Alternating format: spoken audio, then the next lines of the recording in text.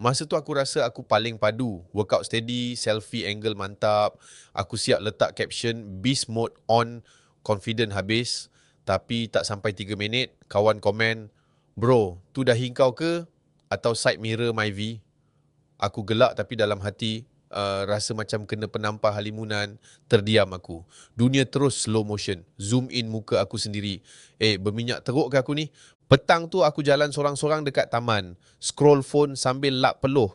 Tiba-tiba nampak bayang muka sendiri kat skrin. Bersinar. Tapi bukan sebab glowing. Minyak. Minyak gila-gila. Teringat pula suara mak dulu. Kau jagalah kulit tu sikit. Muka dah lawa. Tapi minyak dek rumah, aku nampak adik perempuan aku tengah makan suplemen. Aku tanya, ni untuk perempuan je ke? Dia jawab steady. Taklah, kulit abang pun boleh tolong. Masa tu aku macam, okay, worth try. Aku mula ambil satu kapsul sehari. Simple je. Tak rasa apa minggu pertama, tapi masuk minggu kedua. Bangun pagi, muka dah tak rasa macam stesen Petronas. Bila selfie pun lighting dah tak mantul. Scroll komen, bro, makin clean lah. Dulu side mirror, sekarang dah macam moonroof.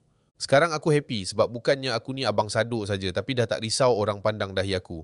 Aku sendiri pun rasa lagi yakin. Sebab kadang kulit berminyak tu bukan sebab skincare, tapi sebab dalaman yang dah lama tak dijaga. Nadi Putri, bukan sekadar untuk perempuan. Aku yang lelaki pun berjaya mendapatkan kulit yang diinginkan. Takkan orang lain tak nak cuba.